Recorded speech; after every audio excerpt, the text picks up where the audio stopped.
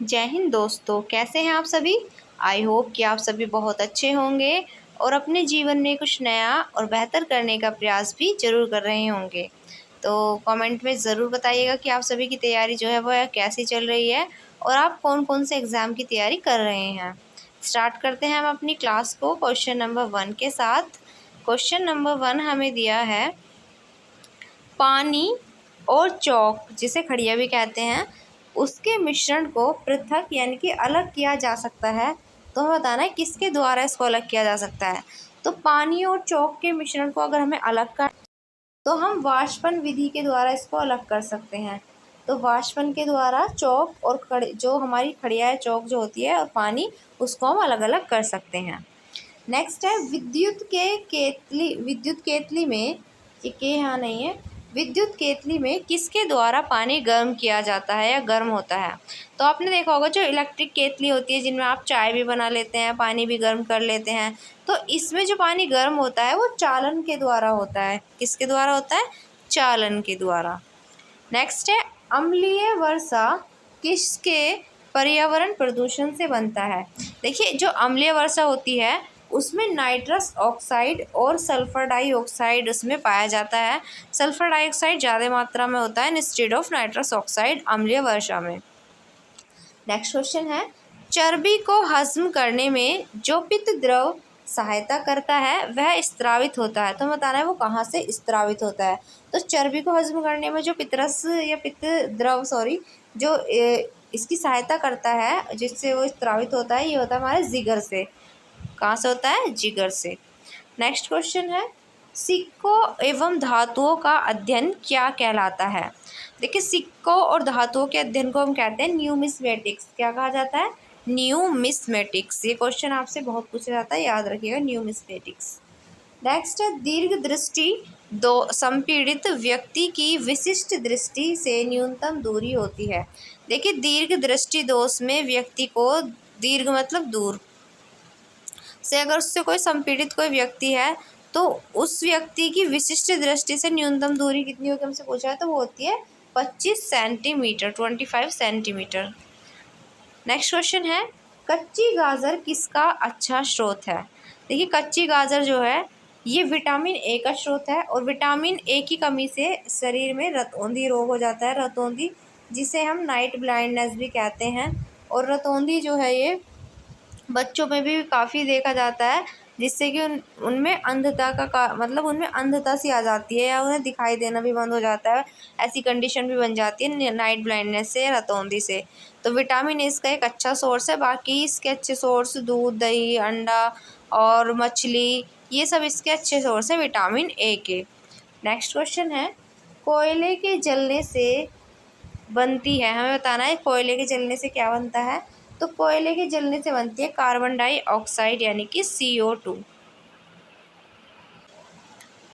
Next question है, कौन सा पदार्थ पीने के पानी को शुद्ध करने हेतु बड़े पैमाने पर प्रयुक्त होता है।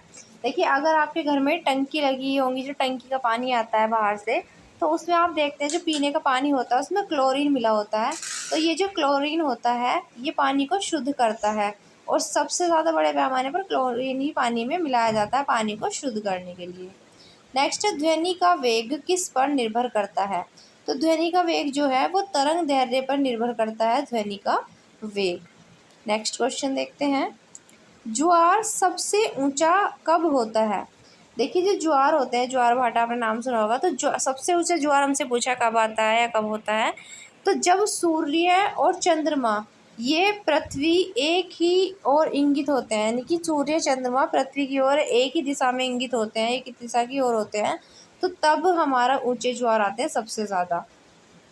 नेक्स्ट है, परमाणु के नाभिक में क्या उपस्थित होता है। तो न्यूट्रॉन और प्रोटॉन ये उपस्थित होते हैं नाभिक में। तो परमाणु के नाभिक में क्या होते हैं? न्यूट्रॉन और प्रोटॉन उपस्थित होते हैं।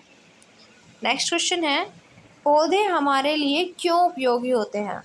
देखिए, पौधों की अगर बात की जाए तो आपको पता है हमें ऑक्सीजन देते हैं पौधे। तो पौधे दिन के समय में हमें ऑक्सीजन देते हैं, ऑक्सीजन छोड़ते हैं, और वो जो है कार्बन डाइऑक्साइड जो हम लोग छोड़ते हैं वो उसको ग्रहण करते हैं।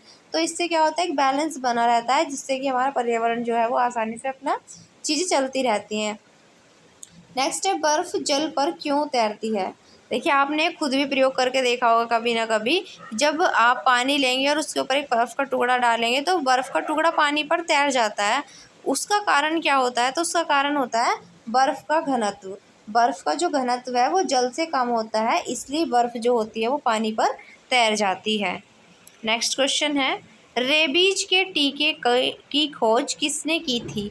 तो रेबीज के टीके की खोज की थी लुई पाश्चर ने, और ये कुत्ते के काटने पर लगाया जाता है रेबीज का टीका। नेक्स्ट है, मानव का कौन सा भाग संधि शोध या जिसे हम गठिया भी कहते हैं, संधि शोध या गठिया से प्रभावित होता है? तो जो जोड़ होते हैं, जॉइंट, वो हमारे प्रभावित होते हैं गठिया से।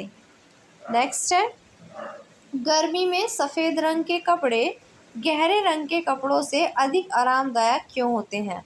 तो आपने देखा होगा भाई, गर्मियों के टाइम पे हम लाइट कलर पहनना पसंद करते हैं और मोस्टली वाइट कलर भी पहनना ज़्यादा पसंद करते हैं।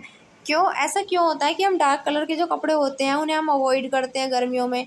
इसका कारण यही है सबसे बड़ा, क्योंकि जो वाइट कलर के कपड़े होते हैं, सफ़ेद रंग के कपड़े, वो गहरे रंग के कपड़ों से कम ऊर्जा को अवशोषित करते हैं।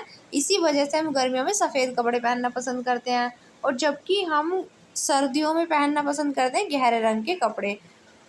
नेक्स्ट है, बालकों में अंधता का कारण किस चीज़ की कमी से होता है या कमी के कारण होता है? तो यहाँ पर हमने भी पढ़ा था विटामिन ए। विटामिन ए की कमी की वजह से बच्चों में अंधता का कारण यही है कि बच्चे जो हैं वो रतौंधी का शिकार हो रहे हैं। विटामिन ए का सबसे अच्छा सोर्स अभी हमने देखा था गाजर।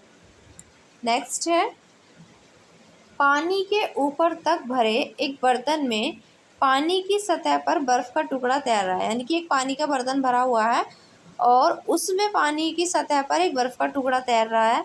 जब बर्फ़ का टुकड़ा पिघलेगा तो पानी के स्तर में क्या परिवर्तन होगा, हमें बताना है। देखिए, जब बर्फ़ पिघलेगा तो पानी के स्तर में कोई परिवर्तन नहीं होगा, पानी का जो स्तर है वो अपरिवर्तित रहेगा। नेक्स्ट है, पंखा करने से शरीर में ठंडा की अनुभूति क्यों होती है? आपने देखा होगा जब लाइट चली जाती है तो आप हाथ से पंखा करते हैं ना, तो फिर आपको ठंडा ठंडा फील होता है। ऐसा क्यों होता है?